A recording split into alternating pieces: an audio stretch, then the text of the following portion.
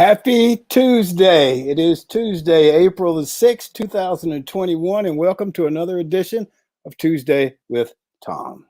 Tuesday with Thom, of course, is brought to you by our partners, the Best Girl Consulting Firm. Best Girl customizes solutions to issues of leadership, access and inclusion, economic development, and communication. Best Girl creates the solution that fits your needs. Welcome to the first week of April. This week will always be lodged in my brain because April the 4th in the year 1968, Dr. Martin Luther King was gunned down in Memphis, Tennessee, supposedly by James Earl Ray, small town crook who had never attempted anything larger than burglary.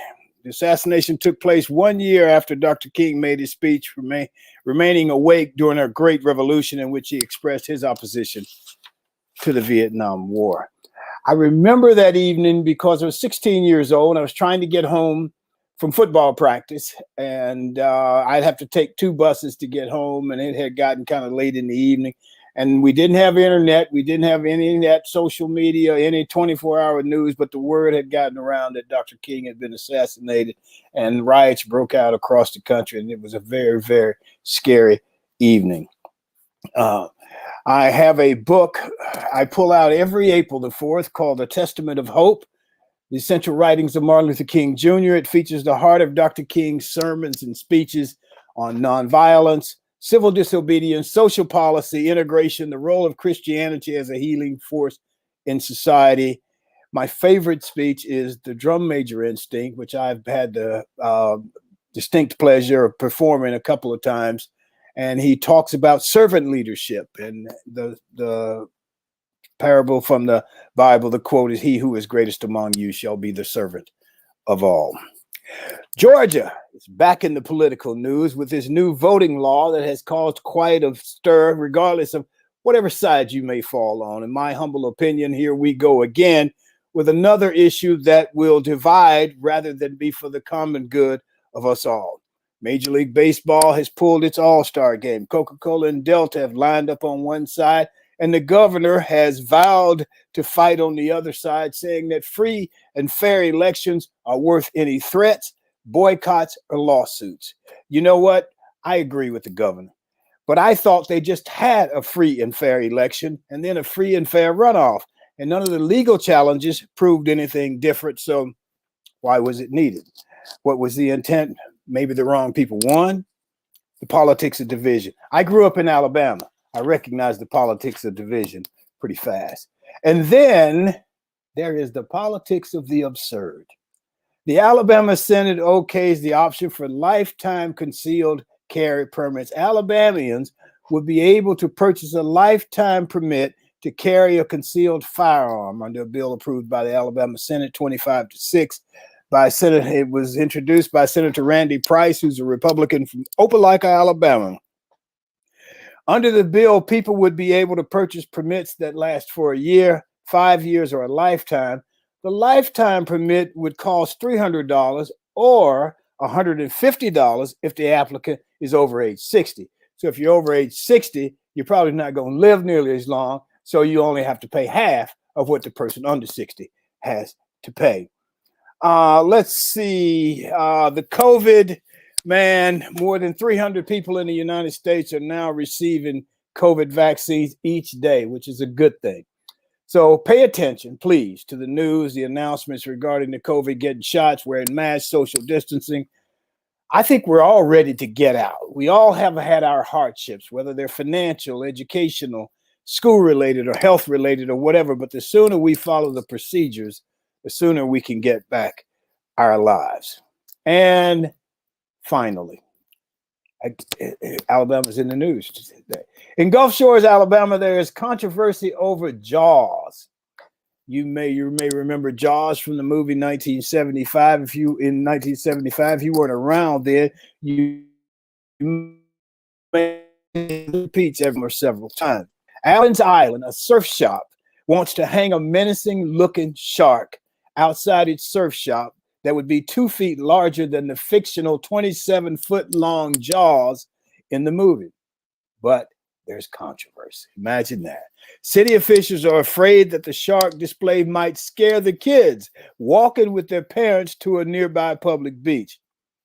I don't think it's appropriate to put it out there with children, the vice chairman of the planning commission said. We don't want to glorify sharks. Sharks bite people. It is the wrong thing to put out there on the beach. On the other side of the argument, a representative of the retail store says, you can imagine he'd say something on the opposite side of the spectrum. He says, he or she says, the kids love the sharks. They love to stick their head in the mouth of the sharks and get their pictures taken with them. Well, that's my opinion this morning. We're going to go now to our roundtable guests. Barbara Wallace-Edwards and Michael Walker are here. Of course, today our special G-list guest is Marybeth Gasman, who is the Samuel DeWitt Proctor Endowed Chair in Education and a distinguished professor at Rutgers University. I've had the pleasure of hearing her lecture at Auburn University, and we are honored to have her here this morning. Let's see, before I move on, let's see, we got a couple of things in the chat. Well, actually, there are from Barbara, and I think Barbara is having issues. Barbara Wallace-Edwards, as you all know, is one of our permanent roundtable guests. Barbara is retired. She is a community volunteer. And just let me say this, for the last 5-6 shows, Barbara's had trouble with her internet. There's nothing wrong with Barbara. She's doing well. Her internet is the best way I can explain it. And I'm gonna lay it all on AT&T. She's had to call them out several times, and we still have problems. So if in fact we have some issues with the sound, that's what's going on. But we'll find a way to get the comments on there. Barbara, are you okay to talk, or should I read from the chat? Good morning, Tom. We're going to try to talk from the, I'm going to try to talk. If that doesn't work, we'll try to move to the chat. But I typed that in just in case. How are you this morning otherwise? I've had some sad news to share. I lost a family member on yesterday. Very, very dear, close to me. Actually, my cousin, Alabama, who was 5 years older than myself. And after her parents divorced when she was very, very young, she basically moved in with my family. So really, we were raised like siblings. And so very sad to share that news with our viewers and with this morning. But well, we're certainly sorry to hear that, and wish you, all the best, and sorry for you guys' loss. Thank you. So, yeah, and I hate to just jump right to something else. That's okay. That's sort of how this has to move right on. So. Okay. So I see you said in the chat, congratulations to the new head coach of women's basketball at Auburn, Coach Johnny Harris. You want to talk about Coach Harris? Yes. Yeah, I do want to talk about Coach Harris. I'm excited that she's joining Auburn. She's coming to Auburn from Texas. She was actually an assistant coach there at Texas, but played her college years at Mississippi State. So she's coming back to the SEC. So we're glad to have her back and have her part of the Auburn family. So welcome, Coach Harris. Well, that's great. Yeah, I saw that, and I wish her well. I understand from what I read, she's a good recruiter, and I think that may be one of the things that's been hurting our women's basketball team is when you look at some of the teams, when I watch them play South Carolina and some of those, I mean, they got big girls, and yes. They do. Yes. And we had little Mighty Mites running around. Absolutely. And you can win with Mighty Mites, but you got to have some big girls to play with them as well. So, yeah. Yes. And on another note, I want to congratulate the Baylor Bears, who I'm sure you all watched the game last night. They beat Gonzaga, and for the first time, Baylor National Championship in basketball. So congratulations to the Baylor Bears on their win last night. They beat the crap out of them. They did, 86-70. It wasn't even close. They didn't just squeeze by. And you go back, and I just saw a little bit of the news clip this morning. It was 18 years when they had the issue. I think a guy got killed there, or one of the players, and the coach was doing some things he shouldn't have been doing, and so they hit rock bottom. They did. This is their the guy said it, one of the commentators said it was a turnaround. I said, no, after 18 years, man, that's climbing out of a hole and It starting really over. is. It Yeah. really is. And I don't know if you're aware, but there's an Auburn connection there too. One of the players on the Baylor team, Davion Mitchell, actually started his college career at Auburn. He played at Auburn, a backup to Jared Harper, and I think he got tired of it. He entered the transfer portal and ended up at Baylor. So a little bit of an Auburn connection there. Did he start for Baylor? I know he played the point guards for the team, so he's a contributor to the team. Okay. We're having a good little bit of difficulty hearing you, so you may want to, in addition to the audio, you may want to put it in the chat as well, and we can use the two of them if you can. Anything else from you right now, Barbara? No, that's all, Tom. Thank you. Okay, well, let's go. We'll go to Michael Walker. Michael is president of the Walker Agency, a full-service insurance brokerage firm in Atlanta, Georgia. Michael, what's happening with you this morning? Well, good morning, Tom. Hope you're well. Barbara, good morning. My thoughts and prayers are with you and your family during this time of need. I want to offer my condolences to you. To answer your question, Tom, Davion Mitchell was a starter guard. Okay. He started at guard. He ran the point for Baylor. Okay. And yes. So I didn't get to see the game, so I was just curious. Yeah, Baylor came out on fire. They came out on fire. That's what I heard. Okay. So what's happening with you, Michael? Well, let me tell you this, Tom. You know, President Biden has his $2 trillion infrastructure program that he has a lot of other things in it. And one of the things that's in his infrastructure program is $400 billion that's being set aside for home community-based services.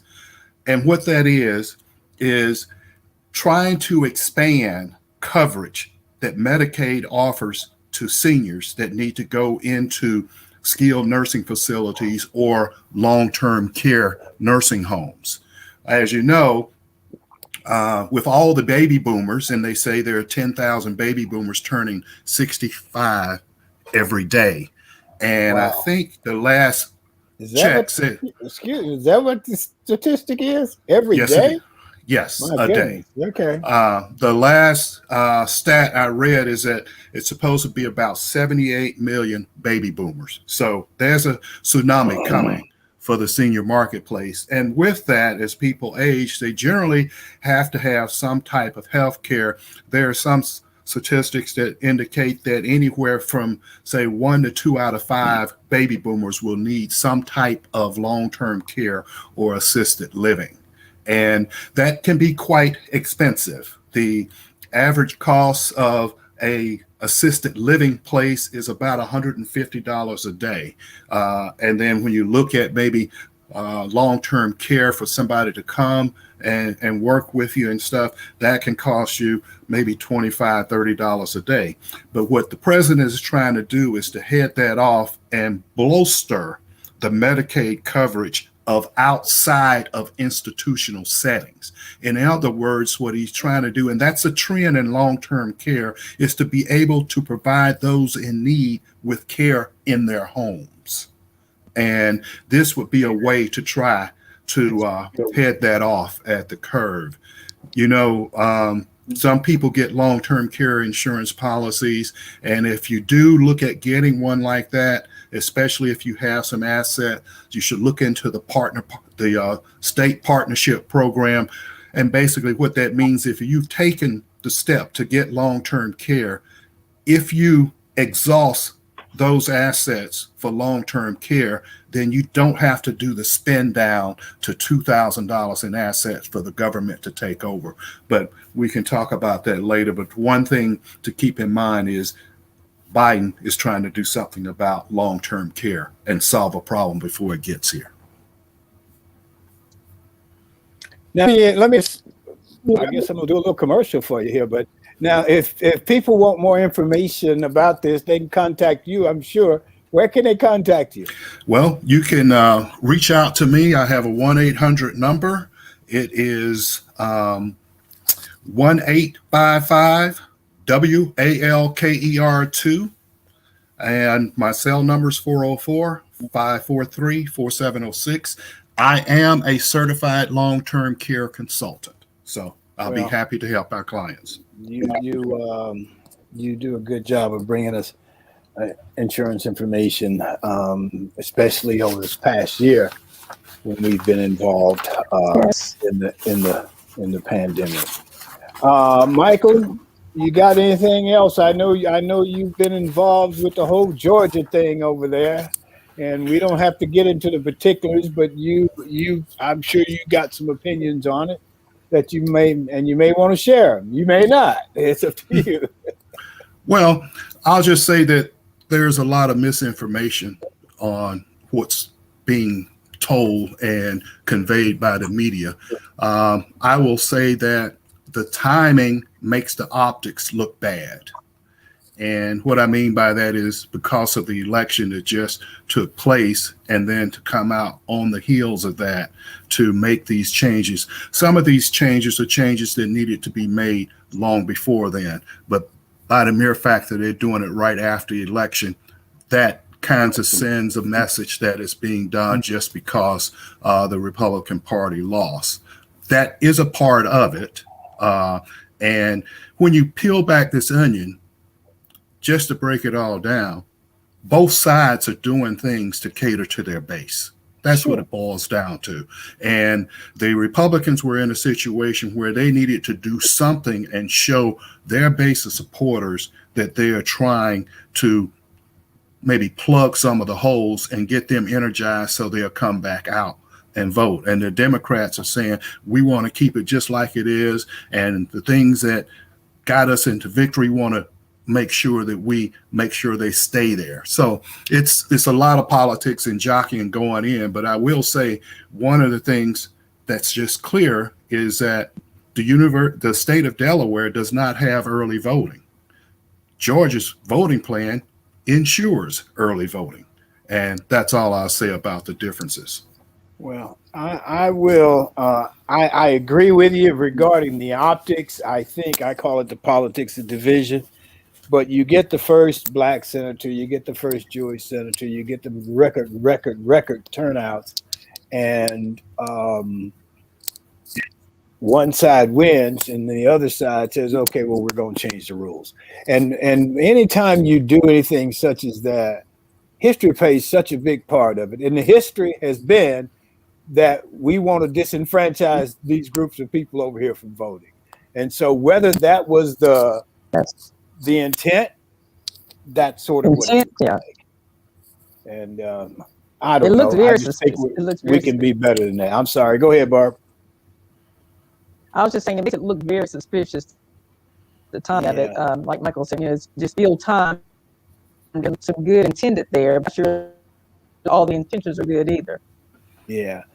And I don't know. Sometimes you have to wonder if the interests of the people are at heart, because, as Michael said, so and so is paying to this base, and so is playing to that base, and who's playing to the people?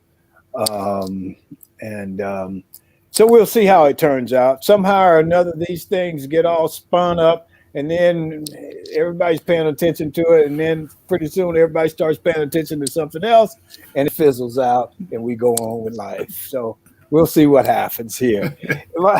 Michael, you got anything else? No, that's all I have right now.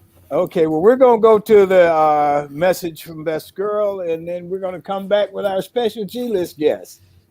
Best Girl is a consulting firm that provides customized leadership, access and inclusion, public relations, communications, and organizational consulting services. Clients include Fortune 500 companies, utilities, higher education institutions, small businesses, and associations. Best Girl's team of consultants, led by Joyce Gilly-Gossam, Emily Hedrick, and Sean Jones, partners with business and education clients to promote organizational effectiveness, communication, motivation, and leadership, with always an impact on the bottom line. Best Girl's customized consulting services include strategic planning, corporate communication, executive coaching, fundraising, and economic development. All right, so now we're going to go to the G list where everybody is a star. Remember, Hollywood has the A list, and on Tuesdays with Thom, we have the G list. Our guest this morning is Marybeth Gasman. Marybeth is the Samuel DeWitt Proctor Endowed Chair in Education and a distinguished professor at Rutgers University. She serves as the executive director of the Samuel DeWitt Proctor Institute for Leadership, Equity, and Justice, and the executive director of the Rutgers Center for Minority Serving Institutions. She's penned over 25 books. She has penned over 240 to 50 opinion articles. Her area of expertise includes the history of American higher education, minority serving institutions. I want to hear about that. Racism and diversity, fundraising and philanthropy, and higher education leadership. Marybeth, welcome this morning, and we are so glad to have you here. Thank you. I'm happy to be here. How are you? I am really, really good. Good. Good. I'm glad you're still smiling. I'm always smiling. I'm always smiling. Tell me about founding the minority serving institutions and what that is about. Oh, you mean the Center for Minority Serving Institutions? Yes. Okay. I created the center in 2014, and just to be really, really frank, the reason why I did that is because I felt that I was at that point, I was a full professor. My life was going really well, and I was feeling very good about things. And I don't know how many books I had written at that point. And I just thought, you know what, I can just keep writing books and writing articles for the rest of my life. Or I could take all of these things that I've learned and the connections that I have and the relationships that I have, and I could use them to create a center that would provide opportunities to minority serving institutions across the board, from students to faculty to presidents to administrators, alumni, and also do research, right? Because one of the things about minority serving institutions overall, which includes a lot of different types, there are over 700 of them, is that it's changed now, but when I first opened the center, there wasn't a lot of research related to these institutions, because research tends to focus on institutions that have all the money, like Ivy League institutions or Big Ten schools. Not that they have all the money, but I mean, it tends to focus on well-known institutions. And so I just thought that I would start this entity. I had no idea that it would grow the way that it did. I had no idea that it would, that we'd be able to accomplish as much as we have. And so that, I mean, I just was really interested in kind of giving back in a way. And now we have just an amazing team. We have people working all over the country and have done some international work. And it's good. So do you work as an institution, as a unit, but do you also work with individual? You go in and work with an individual school regarding a specific issue that they may have? We've worked with a lot of individual institutions. So we have given, for example, we've given out 47 capacity building grants, and those are usually $50,000 each. And I've raised money to give those out. And they have, we might be trying to build capacity in the sciences, right? So more student success or teacher education, or we have done a lot of work. We've given quite a bit more money toward creating a path so that more people of color can become faculty, because the faculty in the U.S. is 70% white still. And so we want to change that, right? We want to change that. And by the way, African Americans are the least represented on the faculty across all colleges and universities, and that number hasn't really budged much. And that's the result of not anything that Black people are doing, but just plain old systemic racism, which it hasn't changed, right? It just hasn't changed. So we're interested in doing that. And we work with individuals, but we also work with a variety of institutional types. So from Hispanic serving institutions to Black colleges, tribal colleges, and sometimes we're partnering on study abroad opportunities, or we have a pretty significant presidential leadership program to try to do a lot of training and make sure that future presidents of minority serving institutions are really prepared. So yeah, just all kinds of things, plus a whole healthy research agenda. So, I mean, I find myself, I love doing research. I know I appear to be an extrovert, but I'm just playing one for TV, and I'm really an introvert. So yeah, so we do a lot, we do a lot. Everybody thinks I'm an extrovert. I am really an introvert. There's no way you can write all those books and not be an introvert. I don't know how you would do it. You fake it well. I know. I mean, I don't know what to say, but I mean, literally, there's no way unless you have a ghostwriter, and I don't have a ghostwriter. So. Yeah. So anyway, yeah. I guess, when people say minority serving institutions, immediately, I'm from the South, immediately you think about HBCUs. Yeah. And don't go much further than that. But you said you're talking like what, 700 institutions or so? Yeah, there are over 700. So there are lots of different types. HBCUs make up 105 of them. Hispanic serving institutions make up over 300. There are institutions called predominantly Black, which are institutions that became majority Black after 1965. Okay, so our 1965 and forward, and there are 160 of those. Wow. And then there are Asian American Pacific Islander serving, and those are for low income AAPI groups. There are Alaskan Native Pacific Islander serving, not like what's called non-tribal Native American serving institutions. So there are all these different types, and they're designated by the federal government. So the term minority serving institution, it's a little archaic, but that's a federal term. That's why we use that term. But it's a federal term, and you can get money designated to you if you're one of these institutions.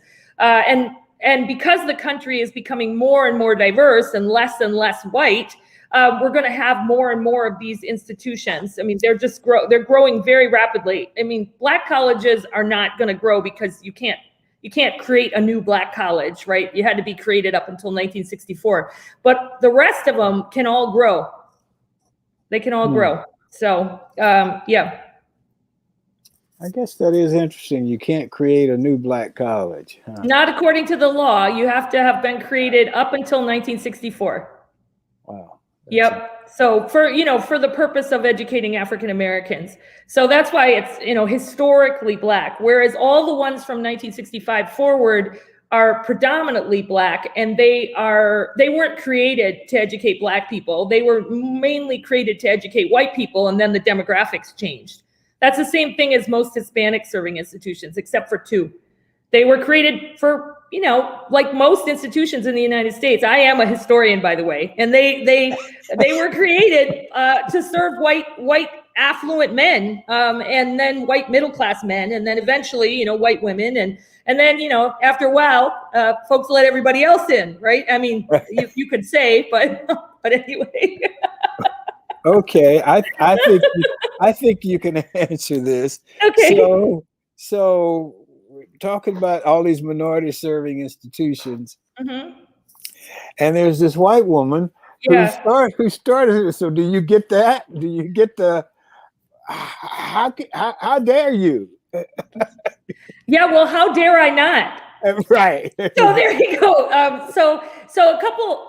So I get asked that question all the time. I've been asked that, forever. I started doing research related to Black colleges in 1994. I've been asked that. I mean, I'm 53 now, right? And it's 2021. So I've written essays about this. I've given a TED talk about it. I've written book chapters. I've done many interviews about it. But here's the thing. I mean, for me, I feel that issues around racism and inequity are issues that are tied to the history of white people in this country, okay?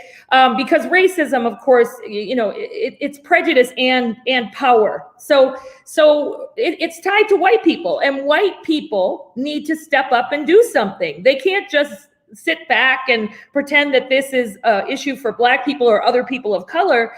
They have to do something about it. And when I started the center, and also with our, the new institute that I run, both of them are focused on equity, on creating opportunity, on really sort of doing our best job to dismantle systemic racism in any way that we can. And I think that white people need to do that. I do think that white people need to do that in conjunction with people of color. So, for example, most of the work that I do is with people of color. Our staff is almost all people of color, I think, except for 2. And basically our visiting scholars program is all people of color from all over the United States, lots of HBCU folks. We have affiliates that are almost, I think, all but one people of color, over 65 of them.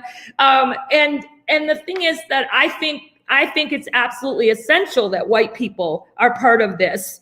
And I don't do the whole, I'm just going to be frank, right? I don't do damned if you do, damned if you don't. I'm mad at you because you won't do something. I'm mad at you because you're going to do something.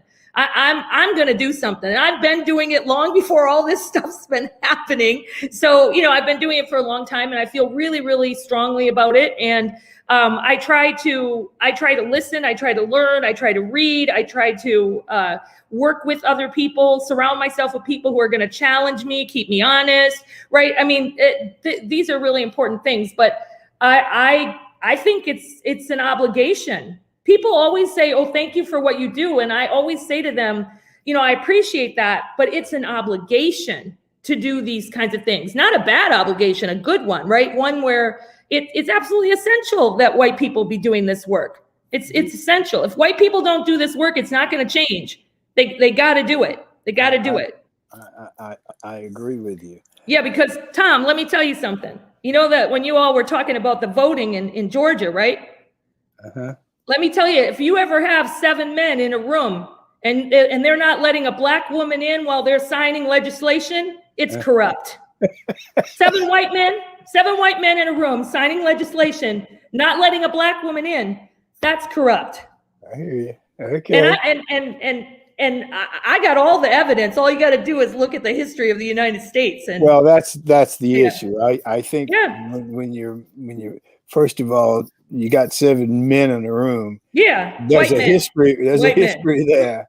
Yeah, that says there is. This isn't going to favor people of different persuasions. No, it's not. And the other thing is that we should all want everyone to be able to vote. I want everybody I'm not a Republican, but I want every Republican who wants to vote. Mm-hmm. I want to live in a country where everybody votes, because we're supposed to be in a democracy where we care about freedom, right? So, and my dad turns 96 next week. And, it was a long time before my dad could vote in his life. And then he had to take the test. Right. In Alabama, he had to take that, and he failed the test. Right. And so he didn't get but now if there is an election, somebody has to go pick my dad up and take him to vote, because he is going to vote.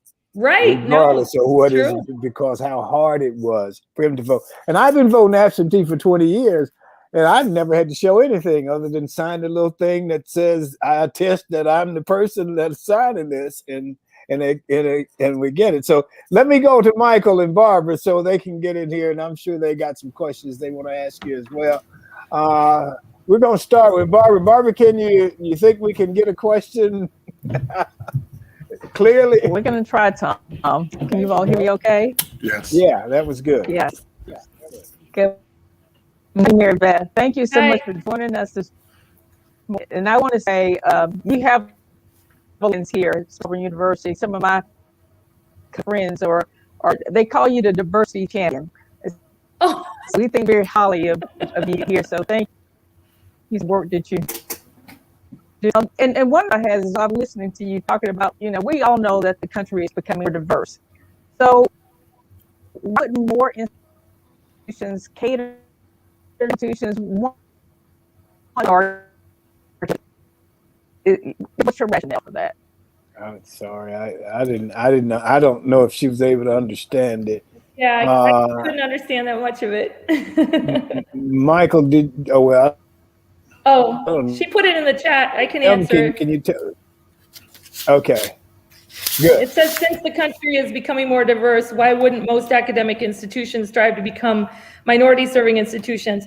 So that's a really interesting question. And I will tell you that there are quite a few institutions, especially if you're looking in like California, Texas, Florida, New York, that have been really eager about becoming minority serving institutions. And they tend to be becoming either Hispanic serving, predominantly Black, or Asian American Pacific Islander serving. And I do want to stress that that's for low income. And that there are a lot of people who believe in what's called the model minority myth, and that really ends up hurting Asian Americans, but it also hurts other people of color. And Asian Americans and Pacific Islanders have some of the least educated and lowest income students around. And so it's really important to point that out. So there are institutions that are really trying to get that kind of designation. So I would say there are other institutions, there are some of them that don't want to be designated in that way, because the way that American racism works is, if we say I'll give you an example of something. You know how sometimes when there's a Black doctor, and you have people who don't want to go to the doctor because they're Black, right? Because their racism permeates their whole idea about qualifications and all of those kinds of things. So what happens is, if you have an institution that, let's say, is Hispanic serving, and all of a sudden they're getting more and more Latinos, and then all of a sudden white people will be like, oh no, I don't want to go there. You know when like too many people of color move into a neighborhood and then the white people all move away?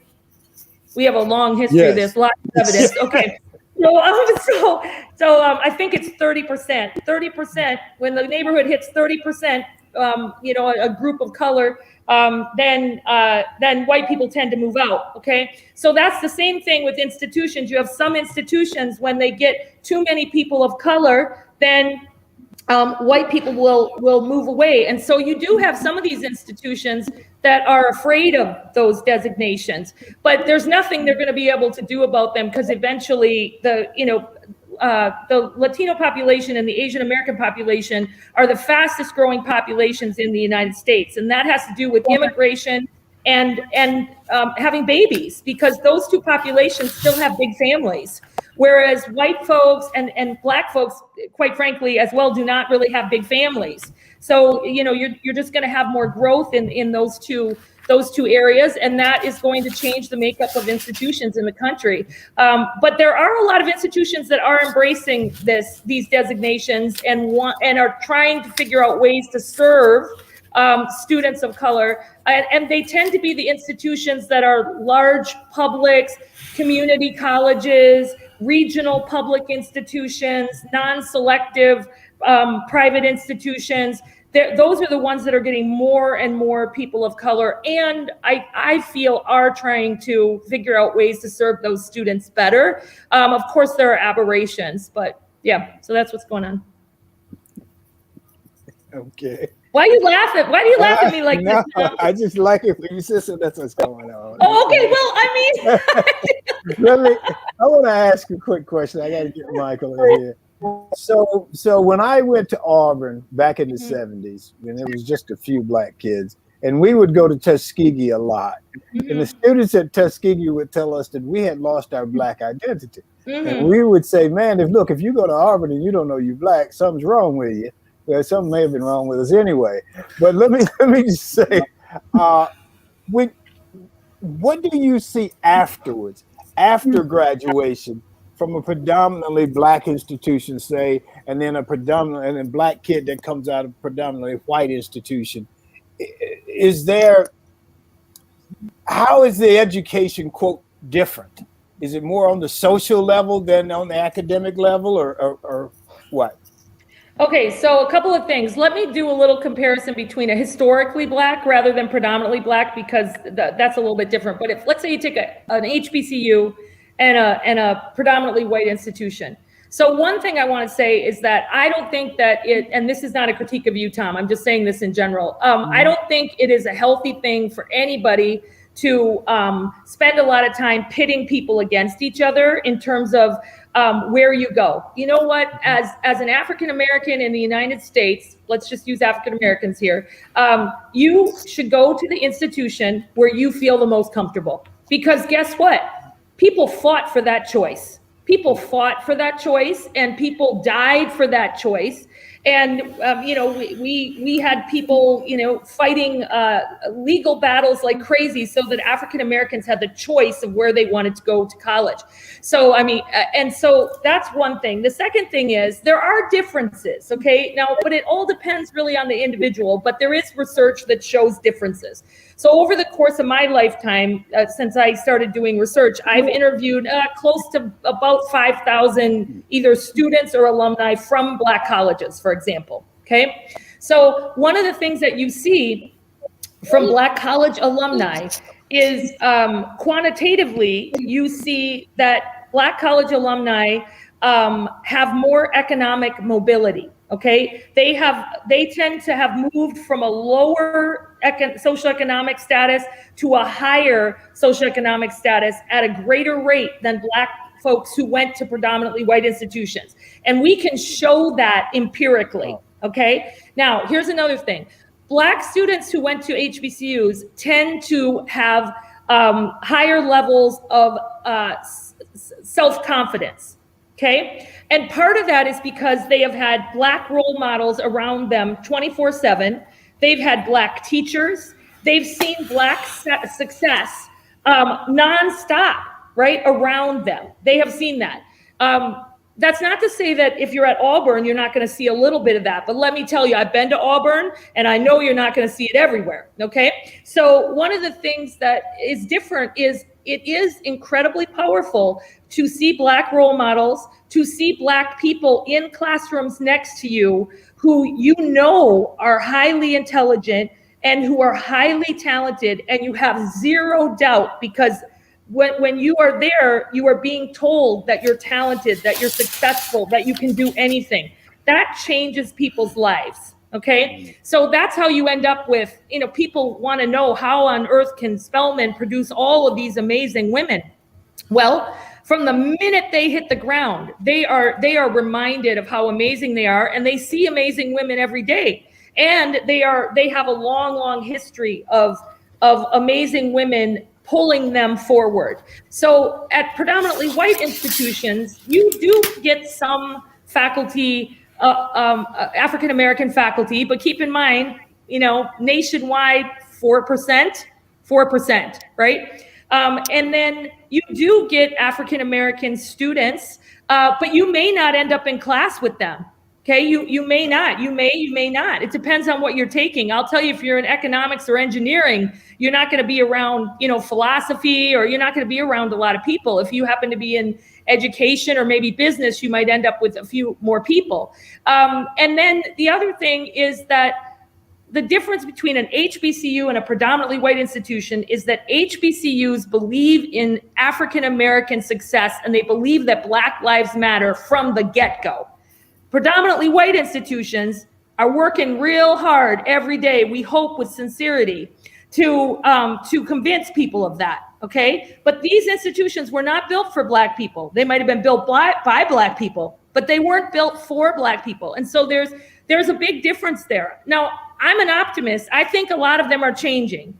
And it's slow, and a lot of them are getting more people of color and African Americans in particular in leadership positions who are going to make those changes. And I also think there are white people who want to make those changes too, but it's a little slower. So the environment is just very different. That doesn't mean that if you graduated from Auburn, and let's say, Michael, I don't know where you went to school, but let's say it was a Black college, that doesn't mean that one of you is better than the other, right? I mean, and I think that's like a losing game. We should just be really excited that more people have an education.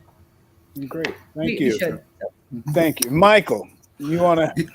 Absolutely. I'd love to chime in, You know, I've been wanting to get in on this discussion. This has totally changed my line of questioning for Mary Beth. But first of all, Mary Beth, I want to say to you, congratulations of being chosen as one of the 10 most influential educational scholars. So congratulations. Oh, thank you.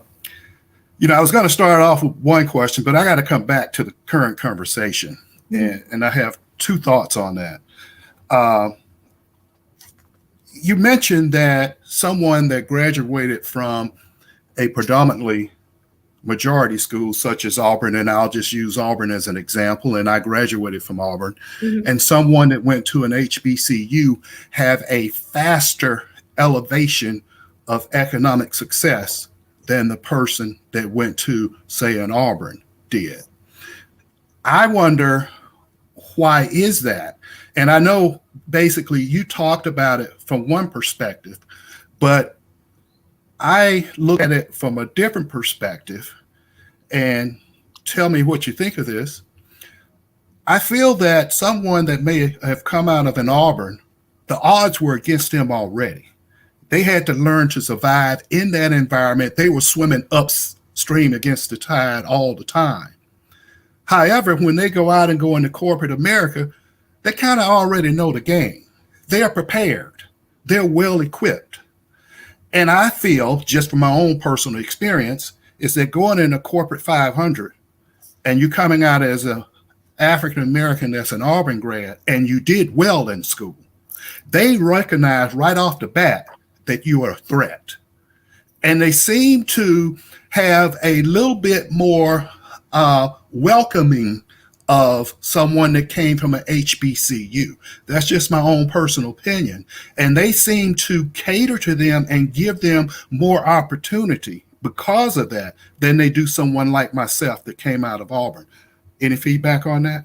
Sure. So what I would tell you is, I'm going to tell you what research says, because I am a scholar, and one of the things I would say is there are personal experiences, and then there's what like large scale research would say, right? So two things. One, in terms of like socioeconomic growth, HBCUs have a better track record overall, of moving African Americans from the lowest socioeconomic levels to higher socioeconomic levels, okay? So that's one thing. Another thing is that research actually tells us that African Americans who go to predominantly white institutions do get more attention historically from corporate America. They actually get more attention, not less. HBCUs have really had to fight to get that kind of corporate attention, and they are getting it now. And I would say over the past, decade, it's been increasing, but it's been very, very difficult to get corporate recruiters to come to HBCUs, to get them to take HBCUs seriously beyond maybe, 8 HBCUs that might rank the highest in U.S. News and World Report. So another thing is that, so this whole conversation about whether or not HBCU graduates are prepared for the real world. So here's how I would respond to that. I mean, normally I would just respond like this: Kamala Harris, Stacey Abrams, let me just keep going, okay? But I won't do that today. What I will say is this, and this would be, based on research. So one of the things that we know about HBCU grads is that, yes, when they go to an HBCU, it really is an incubator for African American success. And they do have this environment that sort of wraps them up in support, okay? And you could look at that as not being a realistic environment. But here's the thing. HBCUs are located in the United States of America, which is a deeply racist country, okay? I'm not saying everybody's a racist. I'm just saying we have a long history of racism. So the minute that African-American student steps off that HBCU campus, okay, they have to deal with racism. So it's not like they are devoid of having to deal with racism. For example, if you live in Atlanta, and you go to one of the Atlanta HBCUs, I lived in Atlanta, and, I was uncomfortable as a white person. I was afraid that white people were going to talk to me, I mean, I'm just being frank about this and going to say crazy stuff, right? So, I mean, I'm pretty good at deflecting it and getting rid of it, but I was young then. So, I might not have had the same ability. But one of the things that I know is all of those students who go to the schools in the Atlanta University Center, they have to step back out into the larger Atlanta area, which even though it's a predominantly Black city, there are enormous forms of racism in that city, just like we have across our whole country. So I do think that you do develop some special skills as a Black person going to predominantly white institution, especially one in Alabama named Auburn. You would develop special skills, right? You would develop an ability to navigate racism. But I also think that HBCU students do develop that because they're Black in America. I mean, they're Black in America. I mean, that's how I would answer that. And I think that both of the experiences are valuable and important. And I hate when I see people arguing online and things like that. I hate it because the goal should be, let's get as many African Americans, people of color, low income folks, women educated as possible. That's the way I see it. My daughter goes to a women's college, and people ask me, they say the most ignorant things. They ask me all the time, is she going to be okay? Can she associate with men? And I'm like, have you been a woman lately? Right? And so, yeah, I will tell you that women's college, she is an empowered woman. She is a smart woman. She believes in herself. Okay. But she deals with men all the time. She's got to step off campus. She deals with men. She has men in the classroom. She knows a lot of men. And so it's not like it's an impediment to her learning. It actually builds her up. It builds her up and it strengthens her. So I think there's some positives and negatives all around, but education is always a positive. In getting more people educated is positive. Got me all fired up this morning, but good. Michael, Yeah.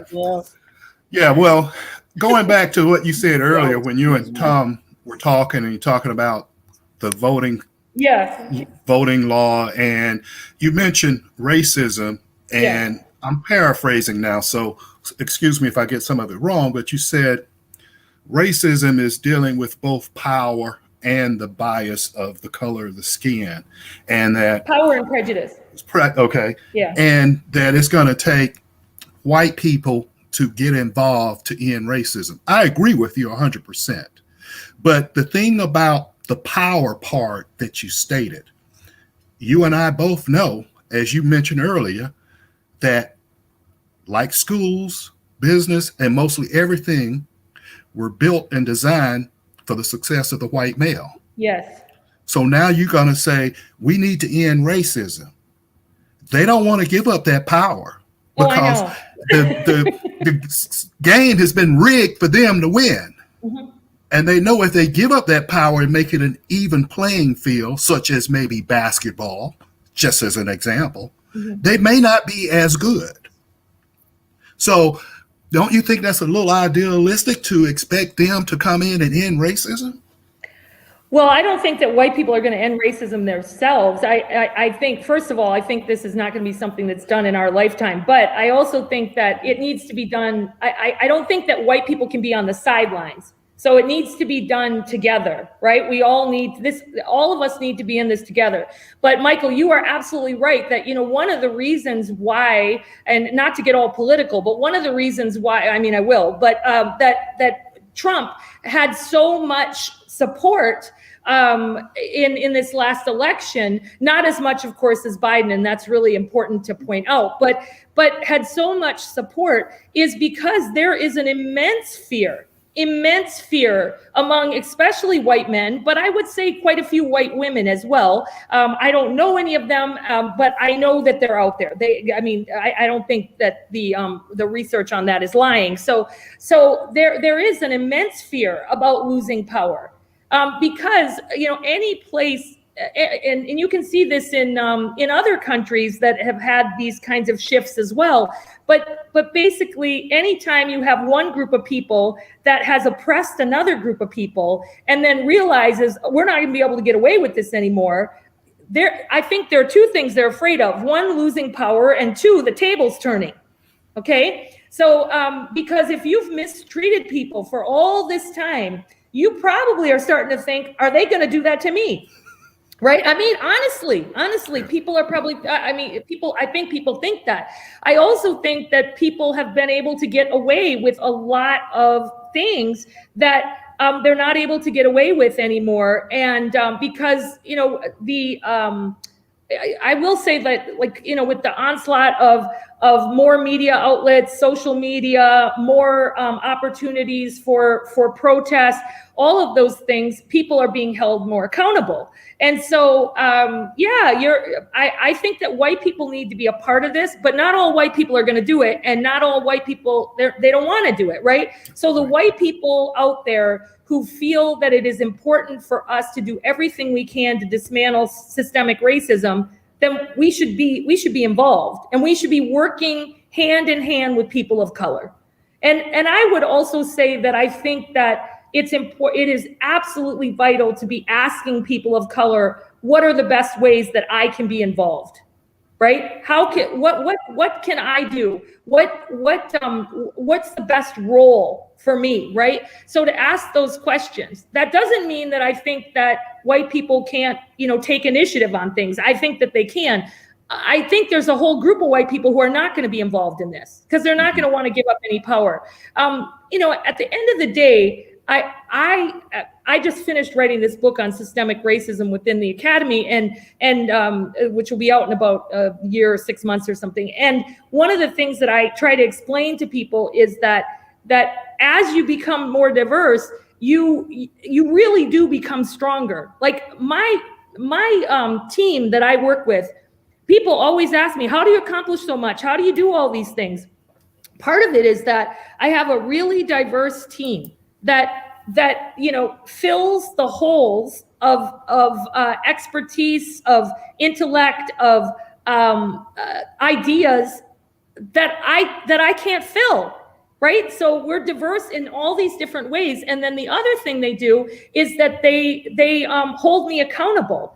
And I'll just go back to those 7 white men in the room signing that legislation.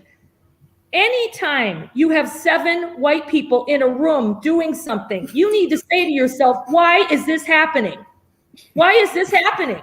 We should not be signing anything important because it's not inclusive. First of all, there are no women in that room. There are no people of color in that room. And in the state of Georgia, for there not to be Black people in that room, that is wrong and just frankly racist. It's racist.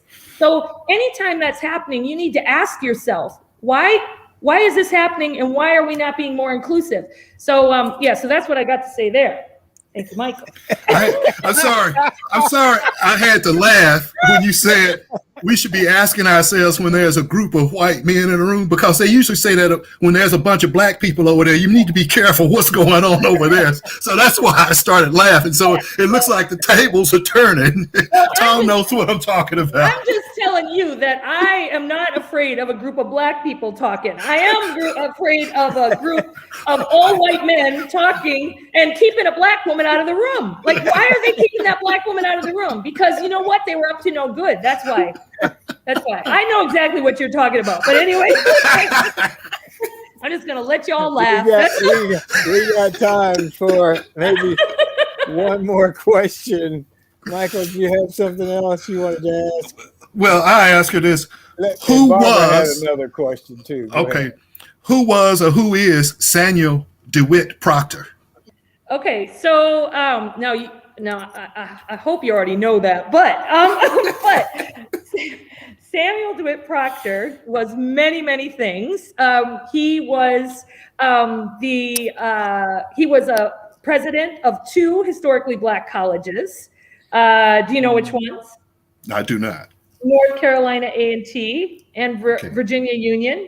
Okay. And he was a professor at Rutgers University. He was the first African American to hold an endowed professorship.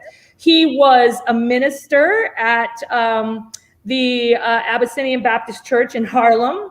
He was a mentor to countless African American and others, scholars and doctoral students, and has a whole legacy of people that he mentored and cared for.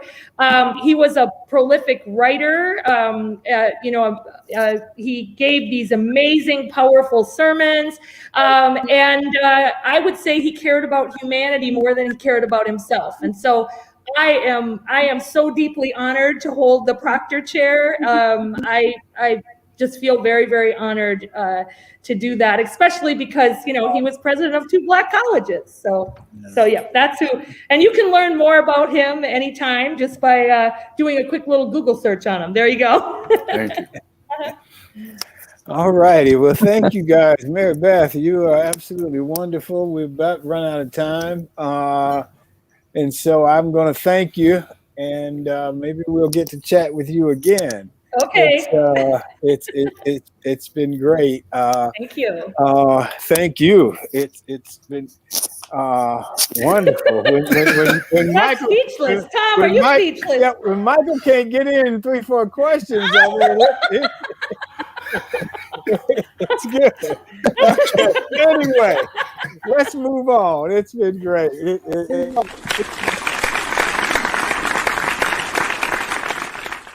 I'm going to leave you guys with my closing comments, and as I see it, and I'm going to recommend that if you haven't seen the movie Clemency, starring Alfre Woodard, that you go and see it. Clemency is great. Alfre Woodard plays a prison warden who has to oversee the death penalty being seeing 2 guys being executed. And if you've known Alfre Woodard's work, she's the best actor I ever worked with. And I was very, very fortunate to be able to work with her. She's a wonderful, wonderful human being, but a wonderful, wonderful actress. And she internalizes this character, and she becomes this character, this warden, in that film. So if you haven't seen Clemency, please do so. You should be able to get it on Netflix. It's great. Thank you very much. Thank you for being with us this morning. It's been a great, great show, and we're going to move on. So it's a wrap later. I want to thank you all for joining us this morning. Thank Michael and Barbara. Thank Dr. Marybeth Gasman. She's been wonderful. And that's our show. If you're interested in having your business to be a sponsor of the show, get in touch with us at Thom at Best Girl. I need to thank Emily Hedrick, the communicator, our producer. Thank Sean Jones. Thank the organizer, Sean. Remember, enjoy yourself. Make every day count. Stay safe, and peace.